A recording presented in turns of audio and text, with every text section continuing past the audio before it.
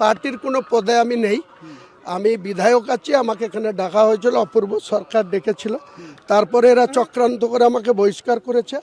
আমি কাল অথবা সোমবারে বিধায়ক পদ থেকে রিজাইন দেব। নতুন পার্টি 22শে ডিসেম্বর বহরমপুরে লঞ্চ করব।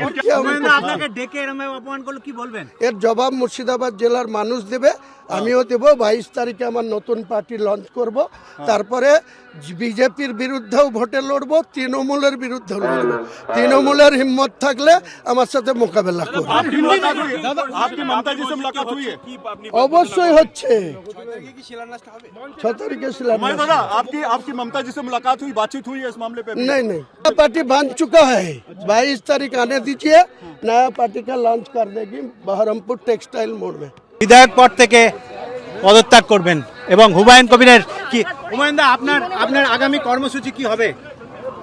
কোথায় আজকে আগামী কর্মসূচি আপনি কি নিতে চাইছেন? আজকে এই যে আকস্মিক আপনার যে আপনাকে সাসপেন্ড করা হলো, আমি এতে কোনো বিচলিত নই, এতে আমার কোনো দুঃখ নেই। আমি কোনো রকম কোনো রিয়াকশনের জন্য যাচ্ছি না। আমার একটাই কথা, আমি পার্টির বিধায়ক আছি, পার্টির কোনো পোস্টে নেই, পার্টি সংগঠনের কোনো পোস্টের দায়িত্ব আমি নেই। আমাকে পার্টি সাসপেন্ড করেছে, আমি ওয়েলকাম জানাচ্ছি পার্টিকে, আমি এটাকে মেনে নিলাম এবং এর জবাব আমি আগামী 2026-এর নির্বাচনে মুর্শিদাবাদের মাটিতে দেব। বাংলার 294টা সিটের মধ্যে 135টা সিটে আমার পার্টি কন্টেস্ট করবে। রায় মানুষ দেবে, যা দেবে। তৃণমূল ক্ষমতায় আসবে না বিজেপি চলে আসবে, ওটা দায়িত্ব আমার না। আমার পার্টি কন্টেস্ট করবে, মানুষ ভোট দিলে আমার পার্টি জিতবে, না দিলে সব কিছু রেডি আছে। হুমায়ুন দা আপনাকে 6 তারিখের কর্মসূচি কি অপবিত্র, অপরিবর্তিত আছে? অপরিবর্তিত থাকবে। রেজিনগরে থাকেন, ভরতপুরের বিধায়ক, কেন বেলডাঙ্গায় বাবরি মসজিদ হবে?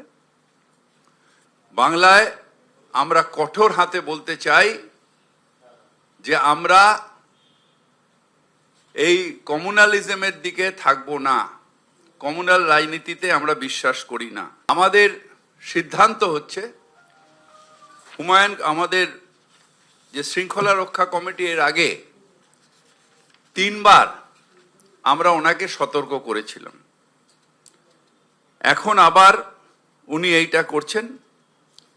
আমরা পার্টির ঊর্ধ্বতম নেতৃত্বের অর্থাৎ আমাদের পার্টির চেয়ারম্যান এবং জেনারেল সেক্রেটারি দুজনেরই মতামত নিয়ে আমরা হুমায়ুন কবিরকে সাসপেন্ড করছি। হুমায়ুন কবিরকে আমরা সাসপেন্ড করছি দল থেকে। দলের সাথে তার কোনো সম্পর্ক থাকবে না, দলের সাথে তার কোনো সম্পর্ক থাকবে না।